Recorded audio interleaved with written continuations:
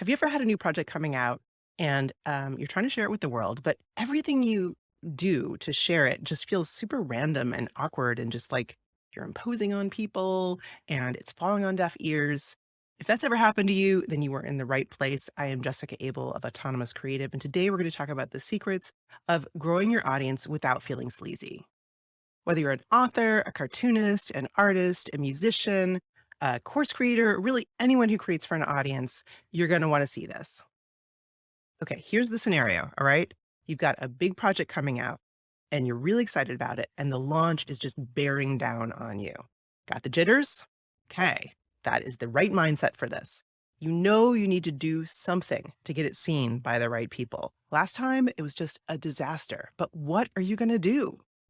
Anything you think of just feels totally off key. What are you going to do? Go on social and be like, hey, buy my thing. You're going to email your list that you haven't emailed in 6 months or longer?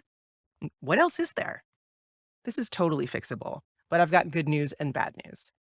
The bad news is it's going to take more than a few scattershot tweets. But the good news is you do not need to be constantly posting on social and blogs and YouTube and everything else.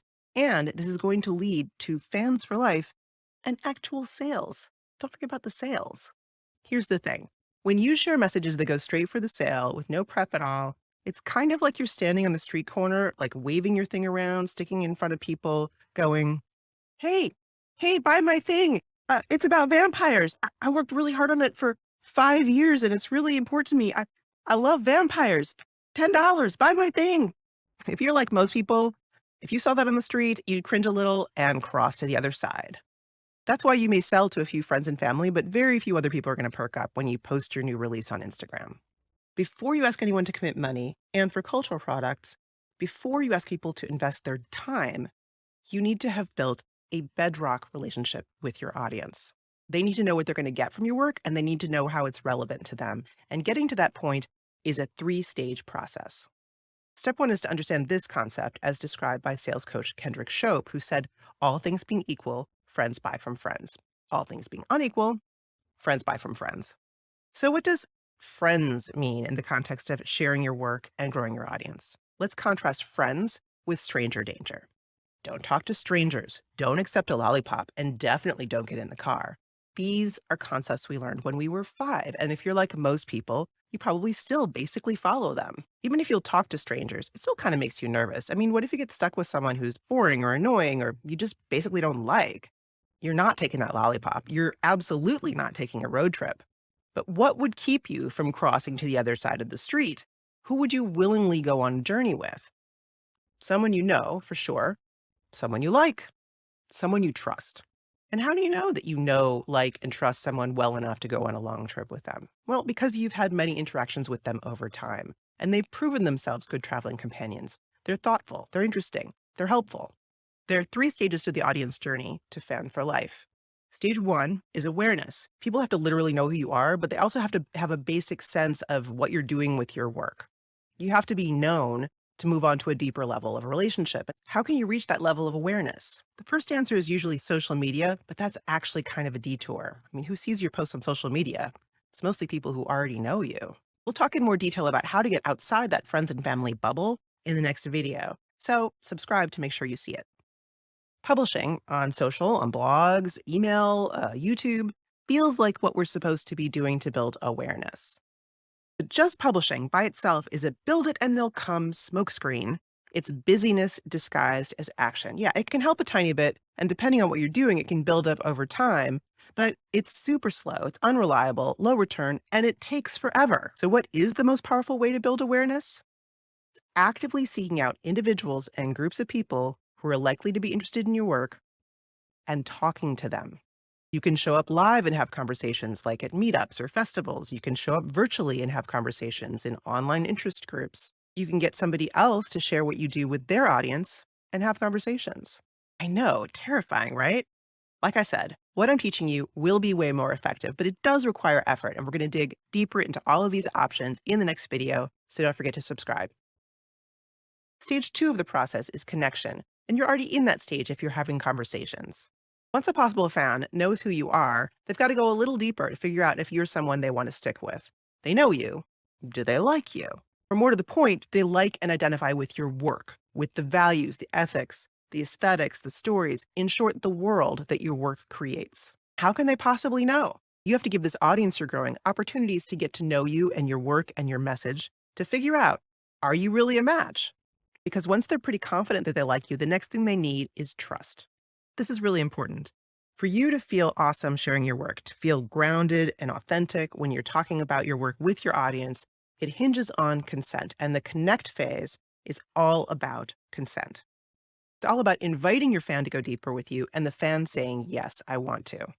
So what does this look like? Well, it could be building bonds via some kind of sharing, using your authentic voice to share your stories, to talk about your work, and people are showing up for that over and over again. This can also go down the road of content creation, and we want to make sure we're not falling into that trap again.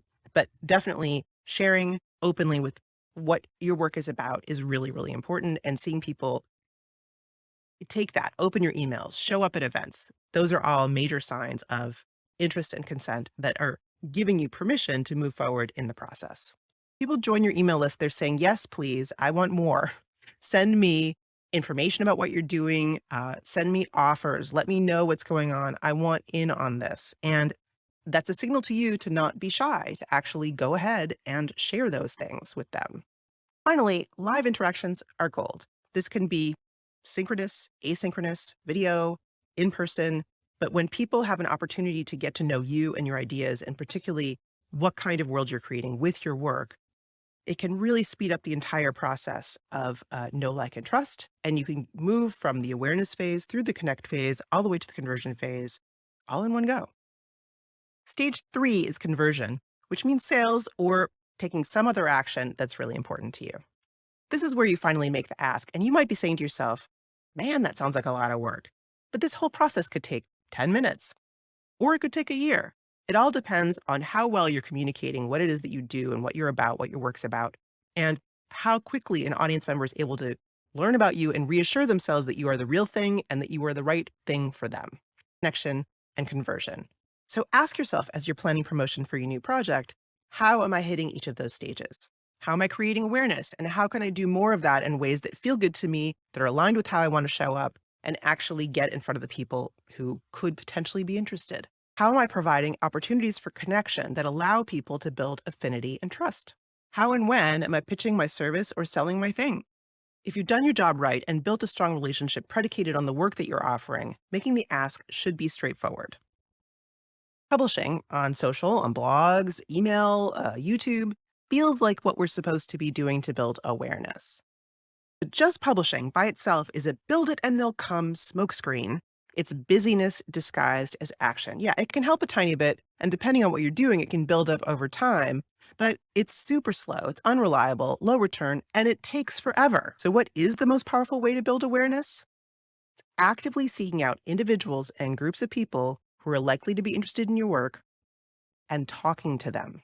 You can show up live and have conversations like at meetups or festivals. You can show up virtually and have conversations in online interest groups. You can get somebody else to share what you do with their audience and have conversations.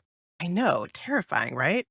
Like I said, what I'm teaching you will be way more effective, but it does require effort. And we're going to dig deeper into all of these options in the next video. So don't forget to subscribe. So to recap, if you're feeling icky selling your work, even though you're so excited about it, and even more so, if you're forcing yourself to try and you're hearing crickets, it may be because you're jumping into sales without building the underpinning know, like, trust factor that will help you bring your audience through the 3 stages of the audience journey: awareness, connection, and conversion. So where is your promotion falling down, and what are your next steps? We're putting together a new workshop where you will walk away with a simple, streamlined, human-scaled plan to grow your audience starting immediately. Sound like something you want more of? Check the description for more details. And I'll see you next time with Get Outside Your Friends and Family Bubble. Hit subscribe to make sure you see it.